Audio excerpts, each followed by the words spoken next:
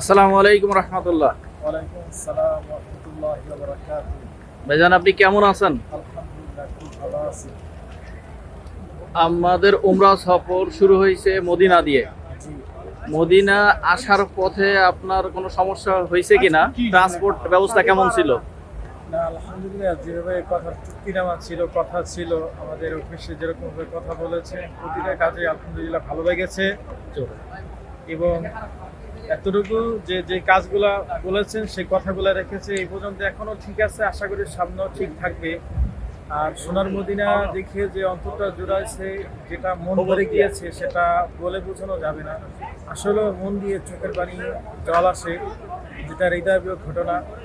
আল্লাহ পাক রব্বুল আলামিন আমাদের এই কষ্টগুলাকে কবুল করুন, এবং যারা আসবো আমরা সুন্দর একটা দল বেছে নেব, সফর বেছে নেব, সঙ্গী বেছে নেব।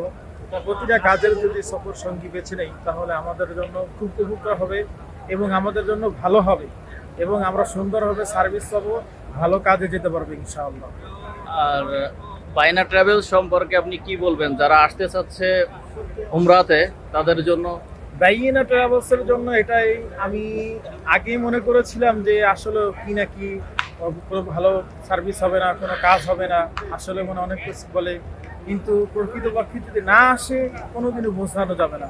আসলে বোঝানো যাবে যে অনেক কাফেলা দেখবে, তাদের সাথে কথা বললেই বোঝা যাবে যে আসলে বাইনা ট্রাভেলস কি কাজ করছে, আর কতটুকু সার্ভিস দিচ্ছে, আর কতটুকু মানুষের সাথে সম্পর্কিত একটা ভালোবাসা মহাব্বত সৃষ্টি হচ্ছে, এই জিনিসটা প্রকাশ পাওয়া যাবে ইনশাআল্লাহ।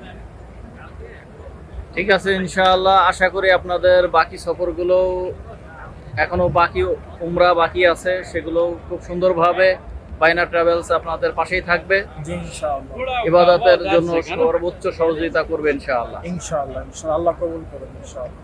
জি, আসসালামু আলাইকুম। ওয়ালাইকুম আসসালাম।